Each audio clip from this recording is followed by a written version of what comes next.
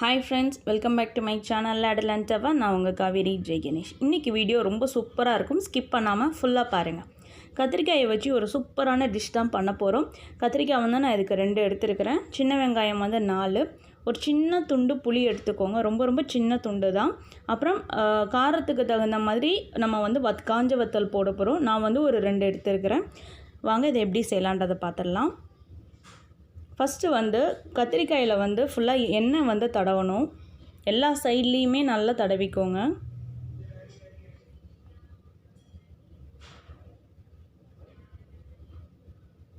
எண்ணெய் தடவி தான் இந்த ரெசிபி வந்து செய்யணும். என்ன செய்யலான்றது வந்து சஸ்பென்ஸ். நீங்கள் லாஸ்ட் வரைக்கும் ஸ்கிப் பண்ணாமல் பாருங்கள்.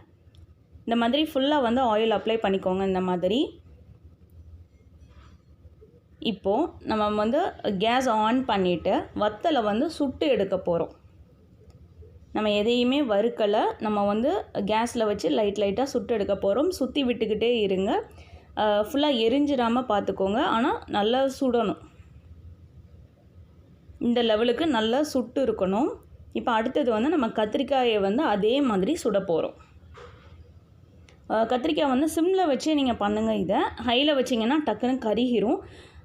சிம்மில் வச்சு சுற்றி வச்சுக்கிட்டே இருந்தீங்க அப்படின்னா இது வந்து ஒரு 5 மினிட்ஸ் ஆகும். ஃபுல்லாக வந்து தோல் ஃபுல்லாக கருப்பாகும். இது நம்ம சுடும்போதே உள்ளே நல்லா வெந்துடும்.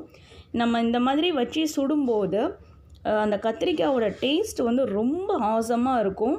கண்டிப்பாக இந்த ரெசிபியை வந்து ஃபுல்லாக பார்த்துட்டு செஞ்சுட்டு உங்களோட கமெண்ட்ஸ் எல்லாத்தையுமே எனக்கு அனுப்புங்க. இப்போ பார்த்திங்கன்னா இந்த மாதிரி அந்த பிளாக் கலரில் வந்திருக்கலாம். அந்த மாதிரி கத்திரிக்காய் ஃபுல்லாகவே வரணும். கொஞ்சம் பொறுமையாகவே பண்ணணும் அந்த ப்ராசஸை.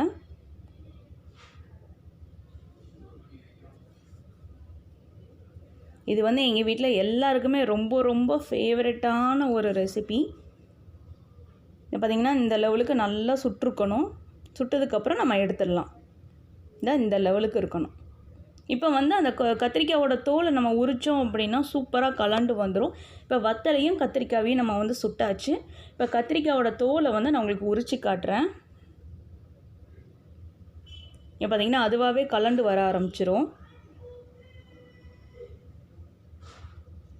இந்த மாதிரி அவ்வளோத்தையும் உரித்து எடுத்துடலாம். இது வந்து நீங்கள் சாதத்துக்கு, தயிர் சாதம் இல்லைனா பழைய சாதத்துக்கு வச்சு சாப்பிட்டீங்க அப்படின்னா அவ்வளோ சூப்பராக இருக்கும். கண்டிப்பாக நீங்கள் இதை விடவே மாட்டீங்க. அவ்வளோ டேஸ்ட்டாக இருக்கும். கண்டிப்பாக ட்ரை பண்ணி பாருங்கள். இங்கே பாருங்கன்னா இந்த மாதிரி நான் ஃபுல்லாகவே தொலியை வந்து உரிச்சிக்கிட்டேன். இந்த மாதிரி நான் உரித்து வச்சுருக்கிறேன். இப்போ இதை வந்து நம்ம மசிக்க போகிறோம். கீரை மத்தம் வச்சு மசிக்கிறேன். நீங்கள் வந்து கையால் கூட பிசைஞ்சிக்கலாம். இந்த மாதிரி நல்லா மசிச்சுக்கோங்க. ஏற்கனவே நம்ம சுட்டிருக்கிறதுனால நல்லாவே வெந்துருச்சு கத்திரிக்காய். இதுக்கு மேலே நம்ம அடுப்பில் வச்சு எதுவுமே பண்ண வேண்டாம். ஒரு சின்ன கடாய் எடுத்துகிட்டு ஒரு டீஸ்பூன் அளவுக்கு எண்ணெய் ஊற்றிக்கிறேன்.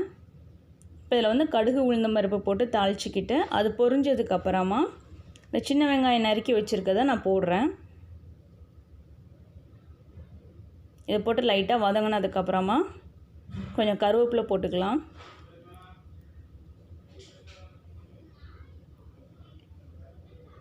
கருவேப்பிலை போட்டு நல்லா வதங்கினதுக்கப்புறமா நம்ம வத்தல் வந்து சுட்டு வச்சுருக்கோம் இல்லையா, அதை வந்து நல்லா பிச்சு நம்ம போட்டுக்கலாம்.